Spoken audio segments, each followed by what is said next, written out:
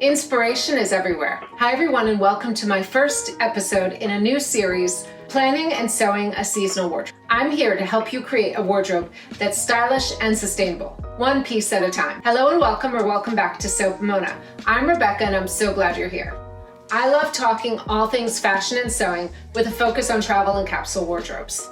If you haven't yet, be sure to hit that subscribe button so you never miss an upload, and say hello in the comments. As always, timestamps are in all my videos if you want to skip ahead, and all the links will be in the description box below. In this episode, we're going to talk all about finding inspiration for your makes. This is an important step in the process because it will help you define the look and feel of your wardrobe. I like to start with a really large and varied selection of ideas, and I'll narrow them down later in the process. There are so many places you can find inspiration for your handmade seasonal wardrobe. Here are a few of my favorites. This may seem super obvious, but pay attention to the way your friends, family, and colleagues dress. Whose style do you really admire? What pieces do they wear that you just love? Social media. There are a lot of fashion influencers and bloggers that share their style and their makes. Follow accounts that you find inspiring and see what kind of outfits they put together. Magazines and websites. There are a ton of fashion and sewing magazines and websites that have editorial reels and street style photos. These can be a great source of inspiration for new trends and ideas. I love whenever I get my September issue of Vogue just for some inspiration. But don't forget, you can, it doesn't have to just be sewing and fashion magazines. I'll often look at AD or Condé Nast Traveler or other just regular magazines for color palettes, textiles, trying to find what I like this season. Film and TV, this is a great one. Pay attention to the way characters are dressed in your favorite movies and TV shows. They're often dressed in everyday clothes and a little more casual style. This is a great way to find inspiration for your looks. Travel. When you travel, take time to explore the local fashion scene. See what people are wearing in different countries and cities. This is a great way to get inspired by new styles and trends. And especially I know when I'm planning for a trip, I will always look at what people are wearing in the country I'm going to really up my style game. Next up, high fashion and designer shows. If you're looking for cutting edge fashion, check out runway shows from Fashion Week around the world. I'm going to link my fall and winter playlist down in the description just to get you inspired and to see what I'm looking at. Pay attention to the fabric, colors, and details. What do you love about the pieces you're seeing? And what would you like to incorporate into your handmade wardrobe? Art. Art can be a fantastic way to find inspiration for your color palettes, textures, and patterns. Pay attention to color, shape, and movement. What do you find visually appealing? Style icons. If you have a favorite style icon or movie star, you can use them as a source of inspiration for your handmade wardrobe. Pay attention to what they wear, their style for their hair and makeup, and their overall personal style.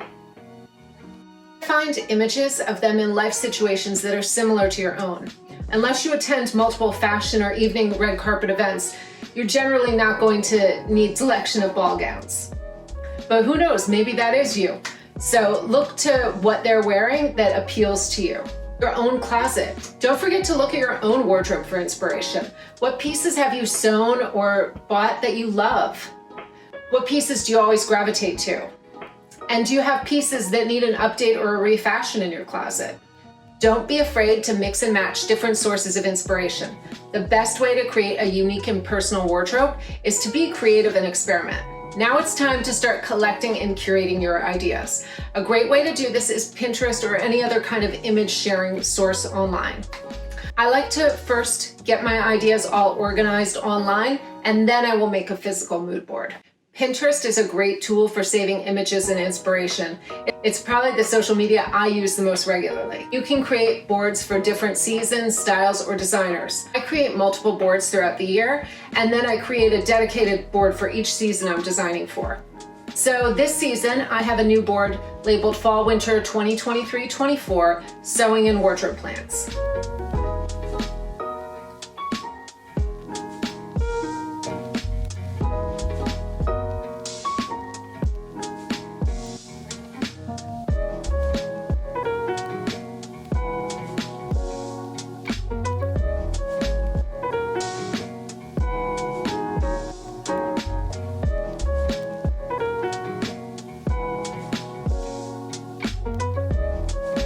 start with broad ideas of what I want to make, and then I curate it later. I'm going to leave the link to my mood board below in the description, so go check it out. Here are some tips for using Pinterest to collect your inspiration for your handmade seasonal wardrobe. Pin images you love, regardless of whether you think you can make it yourself. This is just inspiration time. I'm going to make a physical mood board later in the series, so today I just want you to focus on what you love. It can be anything. Add notes to your pins so you're reminded of why you like them. Follow people that you like their style. There are a ton of people on Pinterest you can follow. You can follow me, you can follow other bloggers, other sewing people in the sewing world, other fashion influencers. Use the search bar and your home feed to find inspiration for specific things like sewing patterns, colors, and silhouettes. I will often, after I watch a runway show, I will go look for that specific look that I liked, and I will pin that to my Pinterest board. So I wanted to go into more of what I gather when I'm about to look for my inspiration. So of course, I'm watching a lot of YouTube videos for inspiration. I'm pinning stuff on Pinterest, but I'm also using physical sources. So I always keep on hand, I grab postcards when I find something I love, especially when I'm traveling.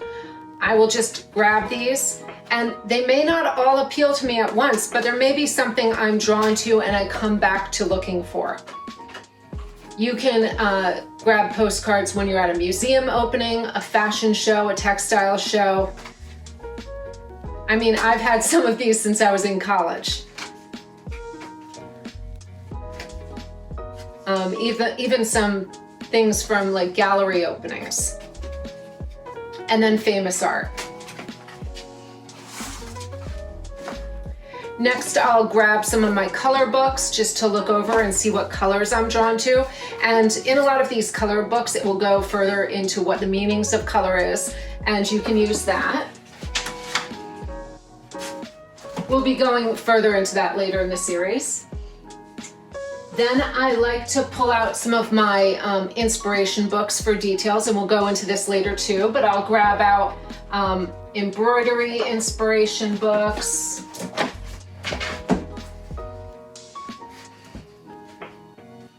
Just to look through and get an idea of what I'm loving this season. And then I will also grab sewing books so that I can have ideas of maybe techniques I want to try. We'll go fully into this later in the series when we talk about finishing details. I'll look through my sewing magazines for some inspiration. And then I'll look through designer fashion, past and present. I'll go through magazines just to flip through them and see things that are appealing to me. It may be pictures of a location, somewhere I'm dreaming up on my vision board. It may be women who are stylish or men that are stylish.